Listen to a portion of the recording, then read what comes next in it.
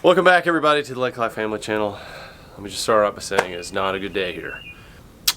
So, came outside this morning, was going to feed the chickens some oatmeal. We had some oatmeal this morning, it's delicious, had some fruits and nuts, all that OSG goodness, but I digress. Just walk with me. Come over here, I'm all excited. Can't wait to say good morning to all three of my egg-laying hens. And then I see this. Oh, it's like a murder scene. It is literally a murder scene, y'all. I was absolutely in shock. It's so sad. I did not expect this at all, y'all.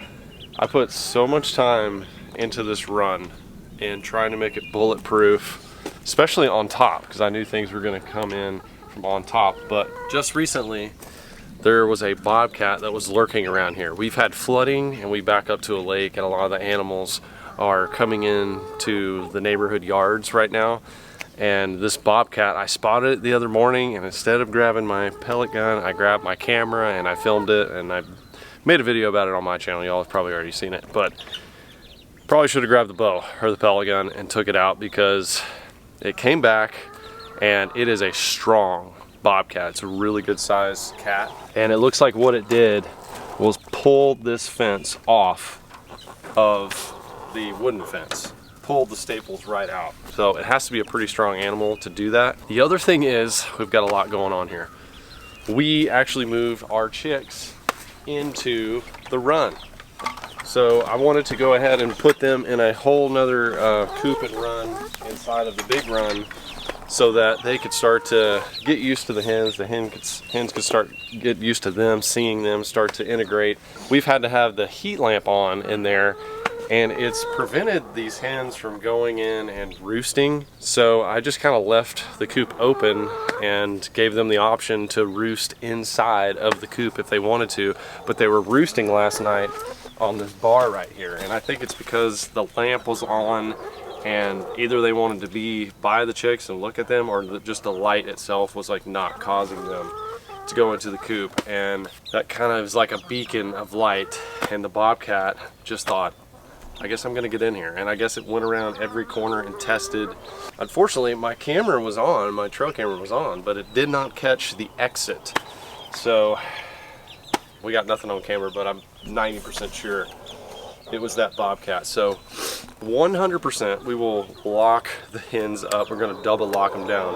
They already have this protection, but we have to make sure they are in their coop every night, just in case something gets in. And what I'm going to be doing today is reinforcing the fence on top of the outer fence with some heavier duty staples around the bottom, and maybe even putting some chicken wire in addition. So her little butt feathers look little ruched too. I'm sure they're all a little ruffled. I mean, can you imagine?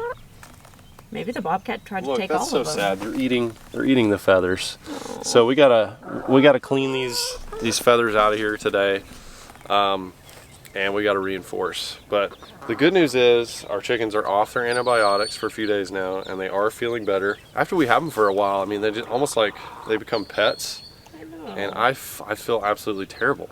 You know, it was like my job to protect them. I can promise you that air rifle will be ready to roll. Stocked and ready. Stocked and ready. Woo! And if I see that cat, if I hear these chickens clucking out here, it's going to be ready. And I may actually even do a stakeout and try to get this bobcat, because I thought it'd be cool to film it, get it on camera. And I thought there was no way it could get in here. Well, it figured out a way. It's very strong. It just sucks. It really sucks. But we're gonna go on the defense. We're gonna make sure no other animals get in here. Whew. We should have some eggs today as well. All right, let's go check the eggs. We get eggs every day. We're gonna be -1, I'm sure. Oh, well, we've been getting 3 to 4 eggs a day, yeah, believe it or not. 2. This one actually looks a little different, like still warm. Is that a stress egg? This might be a stress egg right here. This one's actually still really warm. Okay, so both of these hens are laying, and their other one was laying as well. But unfortunately, right now with these eggs, we cannot eat them because they just came off their antibiotics a few days ago. Yeah, we were And told to wait about 2 weeks, which is sad because I actually need eggs. I need to Literally. go to the store and I need eggs. I was going to make a cake today for dessert, so. And we don't have eggs because of the corona thing. When we actually really need them, we're not able to eat them. So I think it was like dexocycline or something. Does that sound familiar as an antibiotic? Yeah. It started with a D, I know. And the vet told us 2 weeks to wait after we get done with the cycle of antibiotics. So that's what we're gonna do. And then we'll have a bunch of eggs coming in, 2 a day. The bright side of this, it was a kind of a joke that my dad did. My dad thought it would be funny to give us another chick, random, like by itself. A tiny little chick. Well, I think he wanted to first give us a hen and stick it in. Actually, I'm kind of wishing that he got us a hen instead. I know. He So got us a tiny it typically takes about 6 months for hens to become laying. But let's check in on the chicks and the duck. And we're gonna introduce our new chick to you guys right now. So it is a gold-laced Windot. Not exactly sure how you pronounce that. The hens are definitely defensive about their territory, and the pecking order situation is definitely real. We haven't fully introduced them, like let them run around together yet. We will eventually, but I want to give these guys a few more weeks. He's so tiny. There he is. Do you see So him? it's so tiny. There he is back there. Wish we could get him out. Yeah, I can try to get him. It's really hard. He's quick. There he is. He's right there in the corner. So he's really pretty, or she's really pretty. I've heard the pecking order process can be pretty brutal. We're gonna film that so y'all can see it. I'm sure a lot of you are getting chicks or interested in getting chicks right now. It's that time of year, but it's allergies, not corona. Don't worry. Oh, did you get him? I got him. Did you get her? Okay. Whoa! Hey. Yeah, and they will be very Excuse me. interested. They are definitely not motherly to this chick, so So her feathers are. Excuse me, girl. Get out of here. they're gonna try to get it. So Her feathers are really pretty. the feathers are beautiful. This was actually a species that this is actually a breed that I wanted to get originally, and then we saw that they weren't very heat. I think it was like heat tolerable. They're more cold tolerable, so we decided against it. But this run is going to be completely shaded. In the summer, it already is starting to get shaded because of all the leaves growing in. So I think it'll be just fine. So now we have an addition. We were up to 11 birds, and now we're back down to 10, which could be a blessing in disguise. Always trying to find the bright side, but our coop is going to be packed. It is going to be like this coop is designed for 8 to 10 birds. We're gonna have 9 hens in there, and then the duck will have its own house. I have to build the duck its own house, but cannot leave them out in the run. I thought we could, but I think it's just a beacon. Like, it's just tempting for animals, and obviously that Bobcat's really strong. So I will say I really like the automatic door. That has been super nice, and I have a camera installed on the inside, so I'm able to see when the chicks or the hens go in there at night and see that they're secure. But a lot going on here with raising these birds. So the chaos continues. Let's lock this Henitentiary down because there has been a breakout. Okay, honey, this is my air rifle right here. I need you to learn how to use it. Okay. Because when I'm gone, I'm gonna use it. and this thing comes creeping, just get up in there. I've actually got some squirrels in the backyard with this thing. It's really quiet. Do I get to test her out? Do you want to test it out? I kind of do. Okay.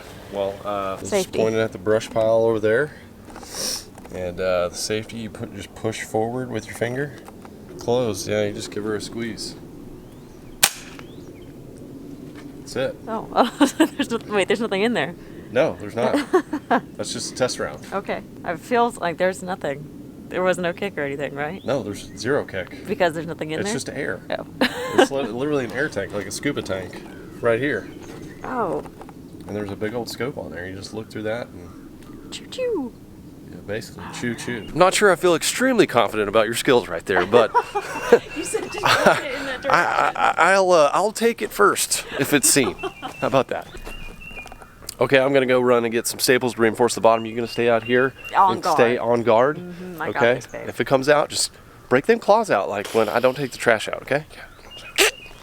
Okay, so while Justin was gone to go get a few things, I have taken upon myself and cleaned out this flower bed. So this has been on my to-do list for quite a while. We had a ton of little grasses and seedlings and weeds and all this kind of grass. Exhausted right now, but look how much better it looks right now. So I've got about 3/4 of it done. I still got a little bit more to go.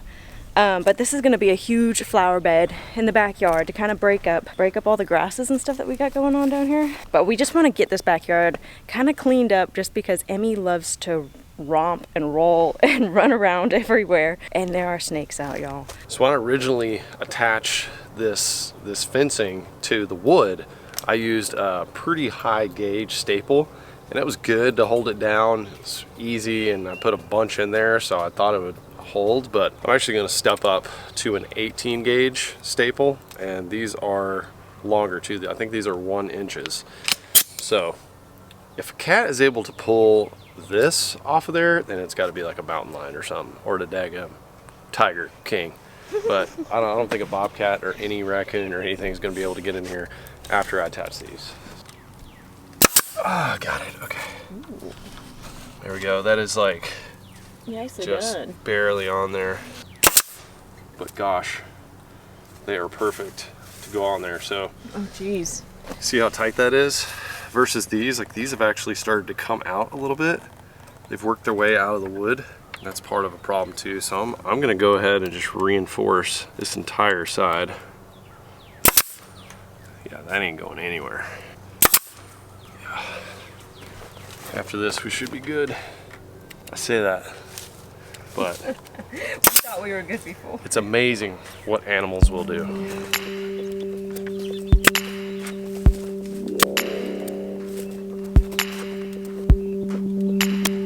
I've literally used every staple that I had available. I had a couple of 100 staples.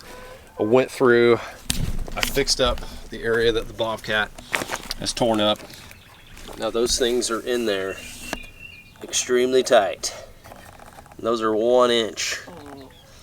And so I put those like every other spot in areas I think that are kind of weak.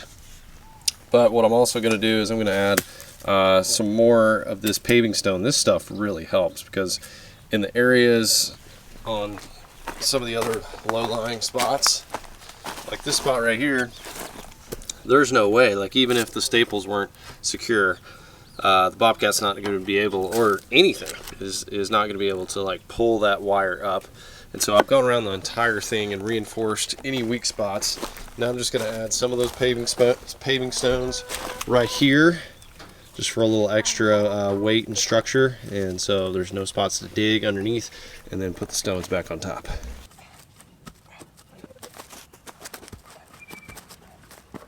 Reinforced with the stepping stones, y'all. So I've got these lining that goes down to the edge of the cage.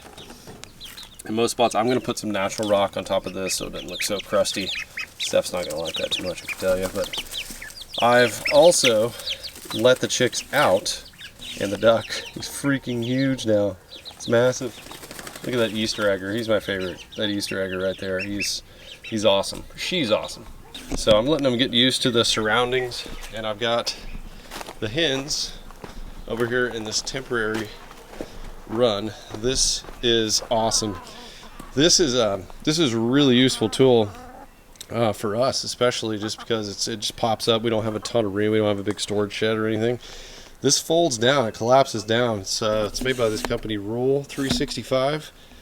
And you can basically put your chickens where you want them and let them free range. So I don't want this hen really eating right now because she's got a impacted crop. I thought we would end this video on a better note because it started off obviously very bad. We've made improvements, we've made adjustments. We are learning how to homestead with chickens and a duck. This is a learning process, but we back up to the woods. There's creepy things out there living that want to get to our chickens, but I think we have it reinforced good enough now. Our khaki Campbell duck, which I think is going to end up being a drake and not a hen. I think you actually call hens ducks. Literally, you just call them ducks and the males drakes. But I'm going to introduce our duck to the water. Now, I've had like a water, you know, they basically shared the same water, but ducks really like to get their heads underwater. They actually need to get their nasal passages wet and everything in order to eat properly. And he or she, we're not exactly sure yet, has been able to just kind of use the chicken water, but I'm going to introduce the bath and see if he or she likes bath time. This little plant right here is chickweed, and if any of y'all are raising backyard chickens, don't just chop this stuff up with the weed eater, because chickens love it. It actually has some nutritional properties. I honestly can't think of all right now, but I know it's good for them. And when I bring this stuff in there, they go absolutely crazy. So we've got a lot of it roaming around in the yard. Let's pick some of it. Go come get it, just like in a real life pond scenario. Okay. He usually eats this stuff out of my hand, so come here.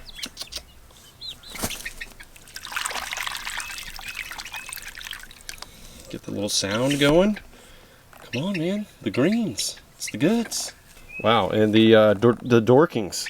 They're going straight up to the perch. Okay, I'm going to leave it right there on the edge. Got some delicious green stuff. You know you want it. Barred rock, as usual, going in first. But usually the duck just goes crazy for the greens. Yeah, there he goes. Okay, now they're all gonna go for it. Just takes that one. Okay, look. There you go.